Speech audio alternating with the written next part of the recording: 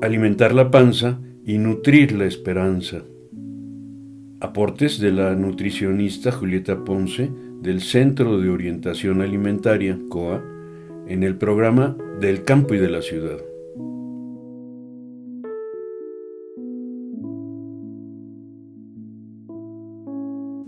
Hoy presentamos el metabolismo social y la huella hídrica. Julieta nos habla del mecanismo social con las huellas de carbono y la huella hídrica que va dejando a su paso la humanidad en tan solo 60 años. El metabolismo social, recuerden que el metabolismo es la forma como operan las células comen lo que hay alrededor, lo procesan, desechan y utilizan eso para su energía, pero es así socialmente. La sociedad es como si fuera una gran célula. Estamos utilizando los recursos que hay, los procesamos de alguna manera y pues tenemos algunos desechos.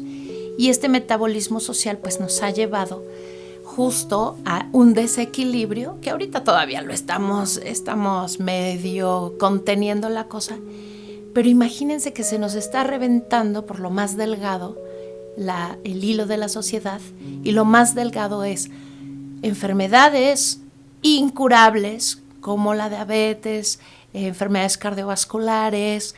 Se nos están haciendo crónicas algunas deficiencias alimentarias combinadas con pobreza, con incapacidad educativa, justo por el mal comer. Y encima, pues estamos reventando también la capacidad de producción sana de alimentos. Por ejemplo, México, podríamos decir, pues debería tener un metabolismo equilibrado, porque todavía tenemos muy buena parte de nuestro territorio cultivable, pero están utilizándose más de 108 sustancias que son venenosas y que están aprobadas por ley, ¿no? Entonces aquí es donde vemos la ley a veces no avanza como va avanzando el problema para limitar el uso de los poderes fácticos a favor de las personas. Y pues aquí es donde nacen los derechos. Entonces, en este encuentro de mundos vemos que donde más se había protegido el cambio climático es donde viven los pueblos originarios. O sea, si nosotros hiciéramos un mapa y justo donde hay más pueblos originarios es donde se han conservado más bosques, con mucho trabajo, mucho esfuerzo y a veces con derramamiento de sangre. Se protegen ríos, se cuidan árboles, se sigue sembrando, se siembra no en monocultivos, sino en una diversidad pequeña y armónica como la milpa. Y ese es el valor que hoy nos hace reflexionar qué podríamos hacer nosotros o cómo estamos comiendo, ¿no? ¿Qué huella? Seguramente hemos escuchado esto de la huella, ¿no? De carbono, que son justo estos gases que van dejando una huella. Y pues decir que no solamente es porque estamos llamados al bien comer, sino porque México, solito México, alberga casi al 12% de todas las especies del planeta. Es decir, somos un reservorio, somos un banco de información que tendríamos vivo, ¿no? Porque recuerdo que Leonardo Boff siempre decía, si nosotros agarramos una cucharada de tierra y le metemos un microscopio y vemos los microorganismos, hay miles de microorganismos distintos en una cucharada de tierra o de agua. Y eso nos debe recordar que nuestro planeta está vivo y que México tiene la obligación, porque es una herencia, la obligación de poner ojo al cuidado de las especies. Ojalá que tengamos también la capacidad de proteger a la especie humana, pero si esto no nos convence, podríamos decir que la extinción de las especies más aceleradas se ha vivido en los últimos 50 años y que según datos catastróficos de la ONU anuncia y alerta sobre la la pérdida de 150 especies diarias.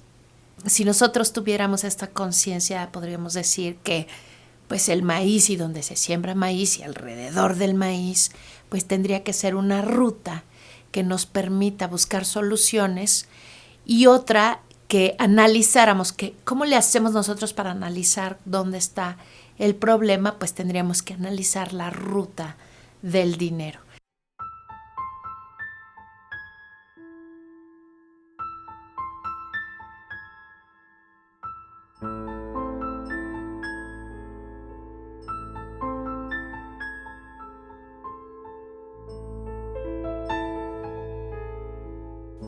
Bueno, y nos explicó también en qué consiste la huella hídrica. Un vaso de leche consume 200 litros de agua. Un vaso. Cada vaso de leche. Una bolsa de papas fritas, de ya saben quién, 185 litros de agua. Una bolsita de papas, inocente bolsita de papas. ¿Y un bistec? Un bistec, ahí voy, ¿eh? Ah, sí, ya ibas. Imagínense, no, una hamburguesa de esta de la M grandota, que cualquiera de nosotros o nuestras familias podría haber consumido algún día, consume 2.500 litros de agua. ¿Para una hamburguesa? Una hamburguesa. Y 1 kilo de carne de res, porque sí hay una gran diferencia entre carne de res, carne de cerdo y otras carnes. Conejo. Consume 1 kilo de carne, 15.000 litros de agua. 1 kilo de carne. Entonces, 1 kilo de semillas de maíz, por ejemplo, son 140 litros de agua. 1 kilo. Entonces, ¿de semillas o de granos? De grano, me refiero, sí tienes razón, de grano de maíz, ¿no? Entonces, la res en particular, la res, que es un cultivo de los que más pesan, porque dependiendo también el peso del animal, es el daño que puede provocar, sobre todo cuando están juntos. Porque imagínense, no es lo mismo tener una res de 400 a 600 kilos, estos animales que son enormes, que tenga una familia, una res, que tenga una empresa, miles de cabezas de reses en un solo lugar, que con el peso que tienen limitan la capacidad de que pueda haber intercambio de gases con la tierra, comprimen la tierra y van dejando con imposibilidad de recuperación agrícola. Esas tierras, además hablar de que en el sureste de nuestro país hubo una destrucción masiva de selvas para crecer ganado, ¿no? Esto sin contar el metano que provocan las flatulencias del ganado, que es alto, ¿eh? Totalmente. Alto. Pues de hecho, tanto ustedes traerán a su mente esta imagen de una res masticando alimento, es un rumiante, tienen el hocico abierto y entonces ahí es donde se empieza a producir gas, además de cuando pasa por sus 3 panzas, ¿no? Exacto, por sus 3 panzas y todo eso va provocando más flatulencias, como decías, gases que se generan, y que es gas metano y que, como ya habíamos dicho, es mucho más contaminante y más venenoso que el CO2. Y esta obsesión del mercado por vender y vender más carne, que ahora ya se está limitando un poco porque era ya insostenible, ¿no? Pero el consumo de carne de res ha ido deteniéndose, ¿no?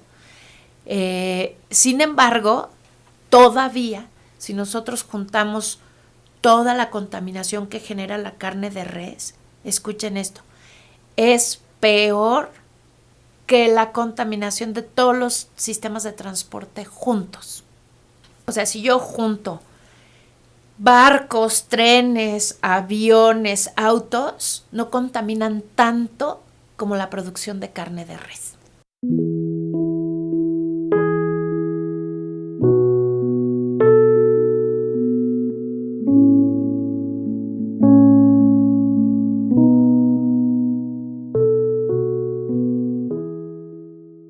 Producción, Grupo de Estudios Ambientales, GEA, y realización y conducción, Marco Díaz León.